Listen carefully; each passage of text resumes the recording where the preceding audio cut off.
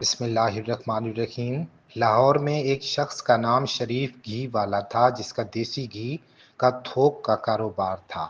شریف گھی والے کی 3 بیٹیاں تھیں جو جوان ہوئیں تو ان کے محلے بازار حسن پر بھی گویا شباب آ گیا۔ اس کی بڑی بیٹی کا نام فردوس شریف، منجلی کا نام فاخرہ شریف اور سب سے چھوٹی اور سب سے خوبصورت بچی کا نام بابرہ شریف تھا۔ تینوں اعلیٰ سوسائٹی میں ایک مقام اور بڑا نام رکھتی تھیں۔ ایک بڑے ادارے کے دل پھینک اور رومان مزاج مالک نے جیٹ نامی ایک واشنگ پاؤڈر کی مشہوری کے لیے بابرہ شریف کو منتخب کیا کہ وہ اس میں ماڈلنگ کرے۔ جیٹ کو اس وقت کے ایک بڑے برانڈ کے مقابلے میں متعارف کروایا جا رہا تھا۔ اس اشتہار میں دھوم مچانے کے بعد بابرہ شریف کو پاکستان فلم انڈسٹری کے ایک حقیقتاً شریف ہدایت کار شباب کرانوی نے اپنی فلم میرا نام ہے محبت میں بطور ہیروئن کاسٹ کر لیا۔ اس فلم میں ہیرو غلام محی الدین بھی نیا چہرہ تھے۔ اس فلم کے ہٹ ہونے کے بعد بابرہ شریف نے پیچھے مڑ کر نہیں دیکھا اور میاں شریف گھی والے کی اس ہونہار اور خوبصورت بیٹی نے کامیابیوں کے جھنڈے گاڑنا شروع کر دیے۔ بابرہ شریف کی چھوٹی بہن فاخرہ شریف کو بھی شباب کرانوی نے ایک فلم انسان اور آدمی میں رول دیا، مگر فاخرہ پردہ اسکرین پر کامیاب نہ ہو سکیں اور ایک ہی فلم میں آنے کے بعد واپس اپنے گھر جا بیٹھی۔ ان کا گھر اس وقت لاہور کے پوش علاقے گلبرگ میں تھا، جب نہ ڈیفنس تھا اور نہ ہی بحریہ ٹاؤن۔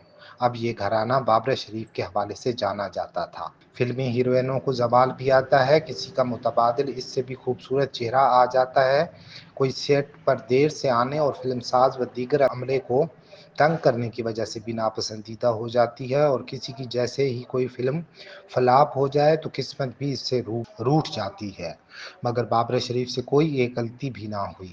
اس نے مشہور اینکر کامران شاہد کے والد فلم سٹار شاہد سے شادی کر لی۔ اس وقت کہا جاتا تھا کہ لاہور میں 2 ہی خوبصورت اور وجیح مرد رہتے ہیں، ایک فلم سٹار شاہد اور دوسرے گورنر پنجاب غلام مصطفیٰ خان، اور یہ بات کسی حد تک درست بھی تھی۔ بابرہ شریف وقت کی بڑی پابند تھیں، کبھی دیر سے فلم کے سیٹ پر نہ آتیں، فلم ساز سے تعاون کرتیں، ان کے ری ٹیک کم سے کم ہوتے، خوش اخلاق بھی بلا کی تھیں، اور پھر اس پر مستزاد حسن اور جوانی عروج پر تھے۔ عمر بھی اتنی نہ تھی مگر پھر بھی اسے زوال نے آ لیا، زوال بھی ایسا کہ گھر سے تو وہ نہ نکل سکتی تھی، اخبارات اور فلمی رسالوں وغیرہ میں آنا یا انٹرویو کے لیے کسی سے ملنا بھی ختم ہو گیا۔